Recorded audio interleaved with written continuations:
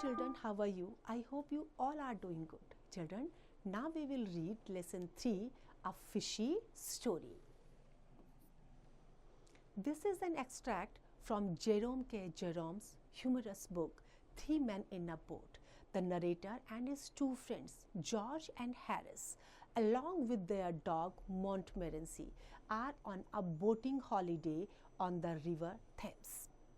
Now, one day in a little village inn, they have an interesting experience. ये जो story है ये इसके राइटर हैं जेरोम के जेरोम और उनकी जो ह्यूमरस बुक है three man in a boat उससे लिया गया है. इसमें जो नरेटर और उनके दो फ्रेंड्स हैं जॉर्ज और हैरिस, साथ में उनका एक डॉग है मोंटमोरेंसी. वो कहाँ है? They are on a boating holiday on the river Thames. और जब वो विलेज इन में जाते हैं तो वहाँ उनका कुछ एक ऐसा एक्सपीरियंस होता है जो बहुत इंटरेस्टिंग है. Now come and read the lesson. We stayed 2 days at Streatley. The neighborhood of Streatley and Goring is a great fishing center. ये जो place था, ये क्या था? Great fishing center था. On the second evening, George and I and the dog went for a walk to Wallingford. Coming back, we stopped at a little riverside inn. We went in and sat down. There was an old fellow there and we began chatting. Chatting करना, बातचीत करना शुरू कर दिया. He told us that it had happened a fine day that day, and we told him that it had been a fine day the day before, and then we all told each other that we thought it would be a fine day next day. ये कब की बात है? Second evening की, जब George और narrator और उनका जो डॉग था they went to Wallingford, and while they were coming back they stopped in a little riverside inn.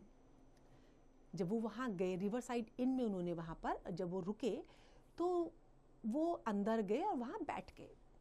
अब वहाँ एक ओल्ड फेलो उनको मिला और उन्होंने उसके साथ बातचीत शुरू कर दी. The old fellow told that had been a fine day that day. But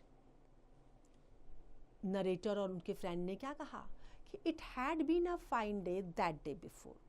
जिस दिन के लिए कहा उससे पहले वाला दिन. फिर सब ने एक साथ मिलकर क्या कहा कि उन्होंने क्या सोचा कि it would be a fine day next day.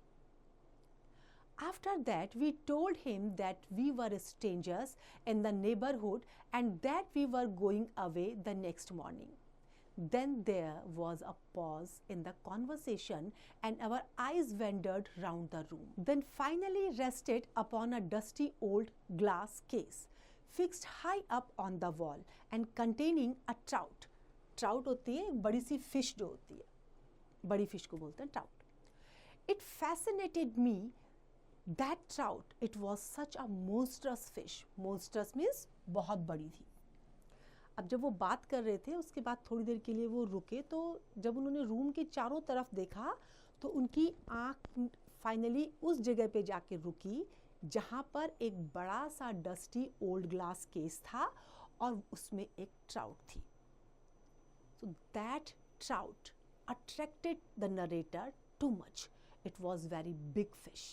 Ah, said the old gentleman, following my eyes. Fine fellow that, isn't he? Quite uncommon, I murmured. Murmur means speak in a low voice. And George asked how much it weighed. जब उसको देखा तो वो उसको देख के George ने पूछा कि इसका वेट कितना है इसका वजन.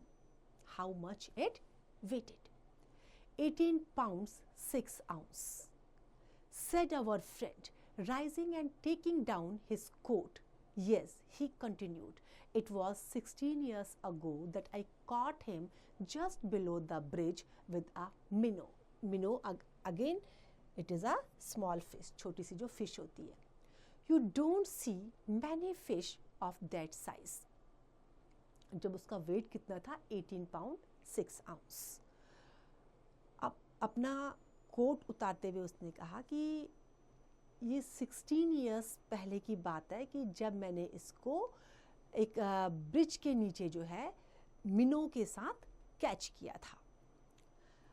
इस साइज की तुम्हें जो है अब और ज़्यादा बहुत फिश नज़र नहीं आएंगी. So he caught that fish before 16 years, and he caught that below the bridge with a minnow, and its size is now uncommon. Well, good night, gentlemen. And out he went and left us alone. We could not take our eyes off the fish after that. It really was a fine fish. We were still looking at it when the local carrier, who had just stopped at the inn, came to the door of the room, and he also looked at the fish. अब वो तो वहाँ से चला गया, लेकिन उसके जाने के बाद जो है वो इतनी फाइन फिश थी कि they could not take their eyes off from the fish. And they were still looking at the fish when the local carrier came inside the inn. And when he came there, he was also looking at the fish. वो भी fish को, जो local carrier था, वो भी fish को continuously देखते जा रहा था. Good sized trout, that, said George, turning round to him. Ah, you may well say that, sir, replied the man, and then he added, maybe you weren't here, sir, when that fish was caught. उसने क्या कहा कि हो सकता है आप उस समय यहाँ नहीं थे when the fish was caught. No, we told him, we are strangers in the neighborhood. It was nearly 5 years ago that I caught that trout, said the carrier. अब उसने क्या बोला कि ये जो है 5 साल पहले की बात होगी जब ये ट्राउट मैंने पकड़ी है. Oh, was it you who caught it? said I asked. Yes, sir, replied the fellow. उसने कहा हाँ मैं ही हूँ जिसने इसको पकड़ा है. I caught him one Friday afternoon, and the remarkable thing means noticeable thing, जो आप उसके बारे में notice कर सकते हैं. तो remarkable क्या था उसके बारे में? Is that I caught him with a fly. Well, you see, he weighed 26 pounds. Good night, gentlemen, good night. 5 minutes afterwards, a third man came in and described how he had caught the trout early one morning, and then he left, and a middle-aged individual came in and sat down by the window. अब उसके बाद क्या हुआ, तीसरा आदमी आया और उसने बताया कि उसने किस तरह से जो है उसको पकड़ा था. Now he started describing.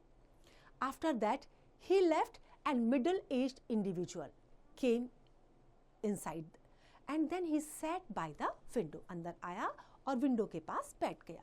None of us spoke for a while. Then George turned to him and said, I beg your pardon. I beg your pardon means मुझे माफ़ करना, मैं माफ़ी चाहूँगा. My friend, and I would be much obliged if you would tell us how you caught that trout up there. क्या कहा उसने कि मैं और मेरे फ्रेंड आपके लिए obliged होंगे, आप ग्रेटफुल होंगे अगर आप हमें ये बताओ कि आपने इस ट्राउट को कैसे पकड़ा. How did you catch the trout? Who told you I caught that trout? Was the surprised question. We said that nobody had told us, but we felt that it was he who had caught it. Well, it is a most remarkable thing, answered the stranger, laughing, because you were quite right. I did catch it, but imagine you are guessing it like that. Dear me, it's really a most remarkable thing. जब उसको पूछा तो उसने बड़े surprising वे में कहा कि किसने कहा मैंने पकड़ा है, और फिर हंसने लगा और हंसने के बाद कह रहा है कि तुम सही हो, मैंने ही इसको पकड़ा है. Now the man in the beginning started laughing. At first the man denied and told that he hadn't caught it, but later on he told them that it was he who catch that fish. It was he who catch the trout. And then he told us how it had taken him half an hour to catch it, and how it had broken his rod. He said he had weighed it carefully when he reached home, and it was 34 pounds. बहुत carefully उसने उसको पकड़ा. किस तरह से उसको पकड़ते हुए उसकी रॉड भी टूट गई थी, और जब उसको वेट किया तो कितने, उसका वजन कितना था, it was 34 pounds. When he was gone, the owner of the inn came in.